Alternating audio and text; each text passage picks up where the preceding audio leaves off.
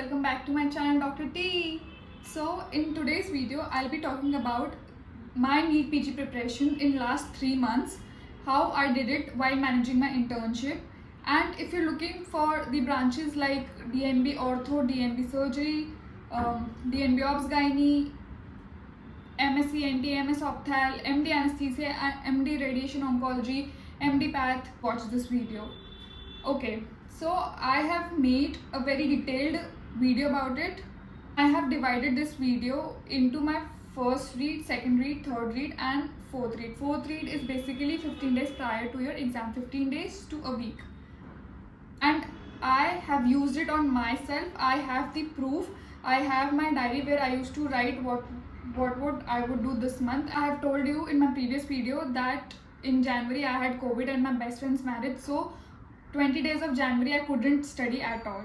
So my first read finished by the end of 31st January. Okay, the first read is just for your orientation, for you remembering the topics, the headlines, not the minute details of it. Okay, so don't get too worried कि exam आ रही है और सिर्फ 3 महीने बचे, मुझे अभी तक कुछ याद नहीं है. That is perfectly normal. तुमने एक बार फर्स्ट रीड करी है, that is sufficient enough. Now my exam was on 21st May.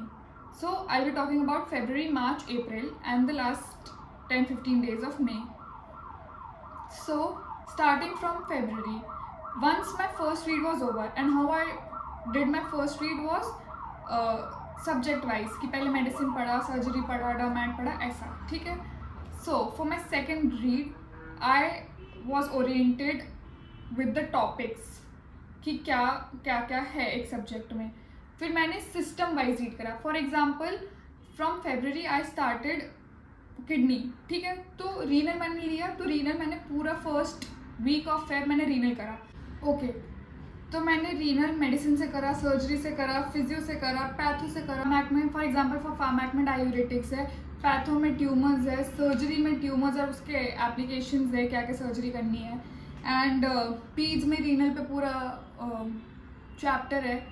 सो मैंने रीनल हर जगह से फिर सिर्फ रीनल ही पढ़ा फर्स्ट वीक. फिर सेकंड वीक मैंने CVS लिया, तो CVS मैंने from everywhere starting from anat, heart के चेम्बर्स, क्या होता है क्या नहीं होता है, फिजियो, इजेक्शन फ्रैक्शन, एवरीथिंग, ऐसे node curve, cardiac cycle, everything.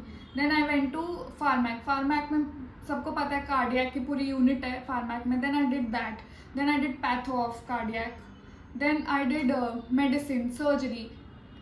So that is how I revised, or that is how I did my second read. I did not read it subject wise, I read it topic wise. जैसे मैंने TB और leprosy एक साथ combine पढ़ा, तो TB leprosy मैंने micro से पढ़ा, फिर मैंने मेडिसिन से पढ़ा, PSM से पढ़ा, पीच से पढ़ा. So that is how I would suggest you to do second read, so that you will be oriented more. तुम्हें बार बार रिविजन की ज़रूरत नहीं पड़ेगी, क्योंकि तुम्हें पता होगा. बिकॉज है तो एक ही चीज़, तुम भले वो फार्मैक पढ़ो या पैथो पढ़ो या मेडिसिन पढ़ो. तुम एक बार अगर तुमने सपोज तुमने एनआईटी से CVS करा, ठीक है, फिर वही चीज़ तुम पैथो में पढ़ोगे तो कहीं ना कहीं 50% तो रिवाइज होगा ही ना. So in that 1 week of time तुम्हें CVS इतने अच्छे से याद हो जाएगा, because you will be seeing the same thing, same topic again and again in a short span of time. तो अगर तुम शॉर्ट स्पैन ऑफ टाइम में बार बार रिपीटेटिवली वही चीज़ देखोगे तो तुम्हारे दिमाग में ज़्यादा बैठेगी. And also I use to reserve my Saturday and Sundays for GT. Saturday को I use to give GT and Sunday को I use to review it. And जो भी पिछले हफ्ते का बचा रहता था कुछ भी, जैसे कि रीनल का मेरा 2 टॉपिक रह गया, AKI रह गया, तो I use to do it, cover it in Sunday and review the GT of the Saturday. ठीक है, ये तो हो गए अपने बड़े बड़े टॉपिक्स. फिर ENT ऑप्थाल का क्या करें, तो ENT ऑप्थाल मैंने 3 days में डिवाइड कर दिया था. ENT का फर्स्ट डे ईयर को जाता था, सेकंड नोज को, थर्ड थ्रोट को. सो मैंने PSM बिल्कुल भी पार्क से नहीं पढ़ी, ना मैंने मैरो के नोट से पढ़ी.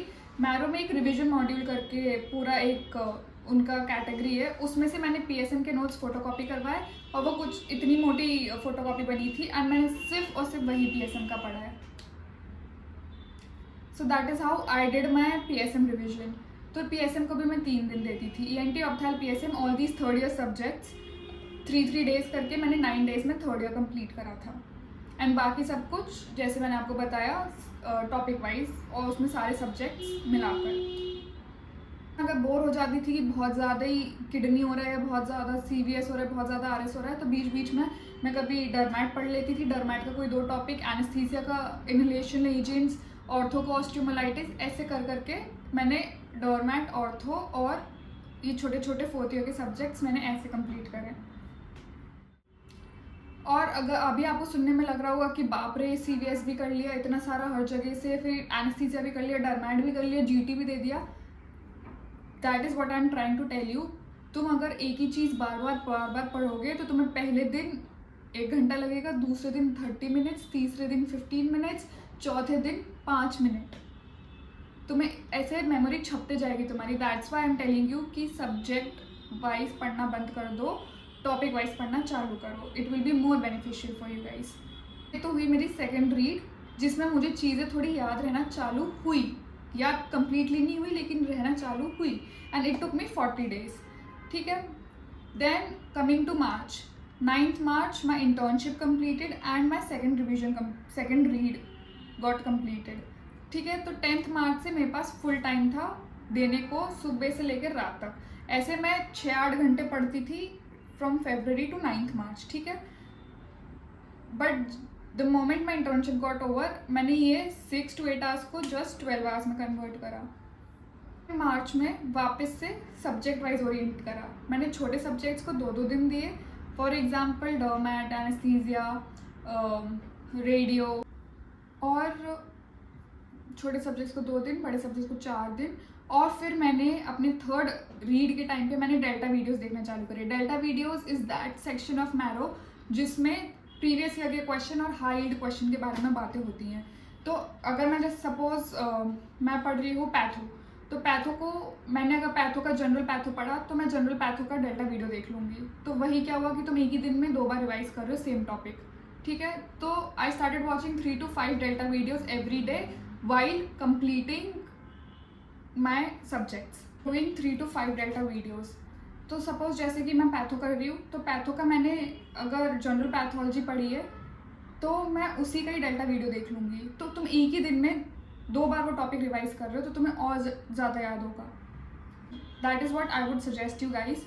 It has worked immensely for me. नहीं तो 5 महीने में नीट PG निकालना इज़ नॉट ईजी, और ऑब्वियसली एंड में आते आते मैं खुद इतनी टायर्ड, इतनी फ्रस्ट्रेटेड हो गई थी कि कितना ज़्यादा पढ़ो तो भी हर चीज़ छूटी जा रही है। But this method has helped me retain, नहीं तो it's very tough to remember all of this together. इसलिए the more you revise, the more you will be confident, the more accuracy you will get during the paper. Third revision मेरा 45 days में complete हुआ, though I was expecting it to complete within a month, मतलब थोड़े कम time में as compare my second revision.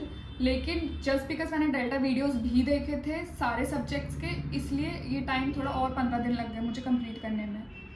लेकिन उन delta video से मुझे बहुत फ़ायदा हुआ है, लिटरली बहुत फ़ायदा हुआ है। So if you are preparing for NEET PG, you are giving NEET PG this year, और तुम लोगों ने फर्स्ट रीड और सेकंड रीड के बीच में फंसे हुए हो, मार्क्स नहीं आ रहे, तुम लोग अभी भी अटके हुए हो 380 400 पे, and you just want to get across 450, then Delta videos and Pearls of Marrow is must.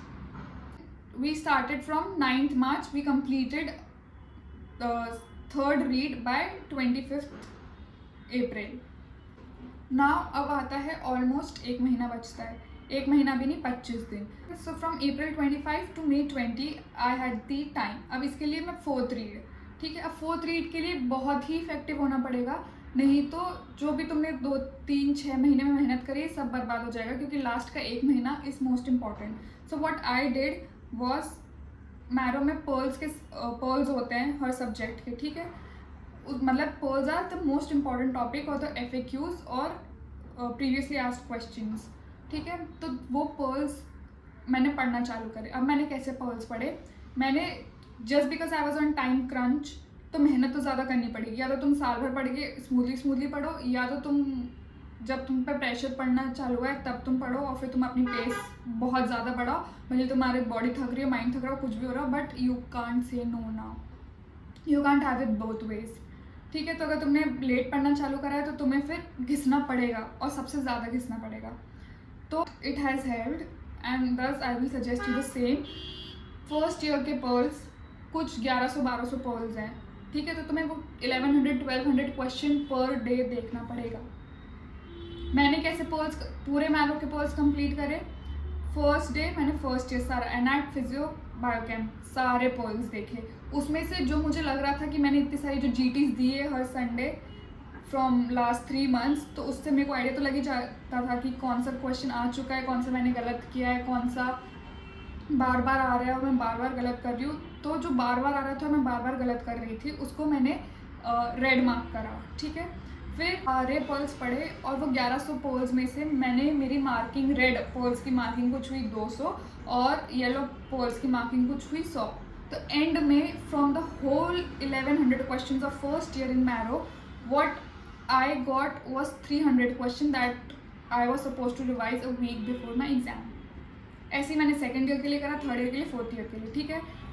4 दिन में मैंने सारा पर्ल्स ऑफ मैरो निपटाया। That was around 5000 questions. हालत बहुत टाइट होगी लेकिन इफेक्टिव भी उतना ही है। 30 अप्रैल तक, 26 अप्रैल से चालू करा था पढ़ने, 30 अप्रैल पर आ गए। अब अपने पास बचते हैं 21 डेज।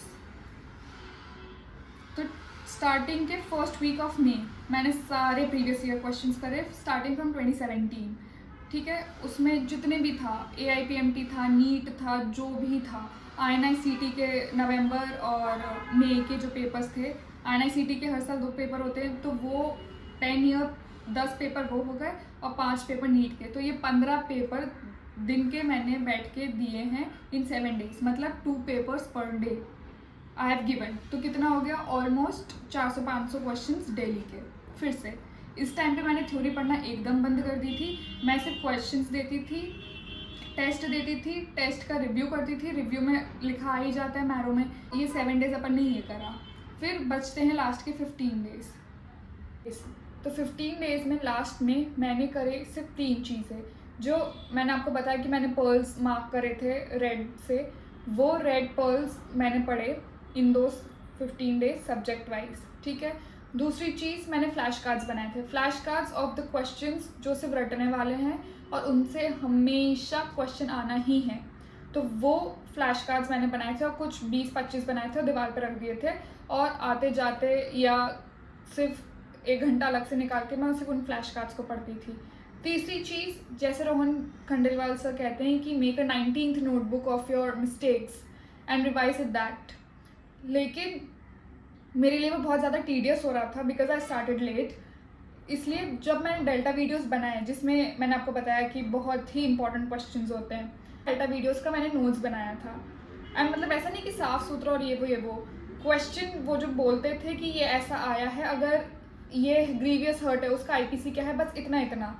तो इतना छोटा छोटा लिख कर मैंने FMT 3 पन्नों में, मेडिसिन 12 पन्नों में, ऐसे करके जो क्लासमेट की जो छोटी सबसे पतली नोटबुक आती है, that was my 19th notebook and I revised that. तो लास्ट के 15 डेज में बस मैंने यही करा, pearls, that 19th notebook that consist of delta videos and those flash cards. तो सिर्फ और सिर्फ क्वेश्चंस ओरिएंटेड हो गया था इन लास्ट 15 डेज। कंसेप्ट्स जो बनाने थे वो बन गए थे in my second read and third read, but in my fourth read what I wanted to do was rectify, to memorize everything correctly, not to make stupid mistakes when it comes to formulas or enzymes. तो इसलिए last के 15 days I kept only for rectifying and I would suggest you to do the same, क्योंकि जो बनना था medicine के concept, surgery concept, वो बन गए और वो तुम सही भी कर लोगे जाके। लेकिन गलती कहाँ होगी, 19-20 कहाँ होगा तुम्हारे, जो तुमने ढंग से रट्टे नहीं मारे उस पर। Hope you guys like this video and if you like this video please share and subscribe. Also I hope and pray that the dream life that I am living right now, even I didn't believe it exactly इसी time पे last year November end में बहुत ज़्यादा डरी हुई थी मैं, बहुत ज़्यादा अंडर कॉन्फिडेंट थी कि क्या मैं कभी लाइफ में कर भी पाऊँगी अगेन नीट PG, मुझे पहले से पढ़ना चाहिए था ये वो। बट इतना सब दिमाग में डाउट्स होने के बावजूद अगर मैं 1100-1200 क्वेश्चंस पर डे कर सकती हूँ, तो you guys can also do it. It doesn't matter if you are private, FMG, dropper, non-dropper, whatever it is. मेहनत करोगे मिलेगा, सिंपल एज दैट. बस ये है कि अगर तुमने स्टार्टिंग से मेहनत करी होगी तो 2000 रैंक आई होगी. अगर तुमने 6 महीने पहले मेहनत करना चालू करी होगी तो 18-20 हज़ार रैंक आएगी. And if you are really interested in the branches that I said at the start of my video, please hope मत लूज़ करना. बस तुम्हें पुश करने की ज़रूरत है these 3 months and you will beg your dream branch. I hope this video was helpful. See you next time. Bye bye.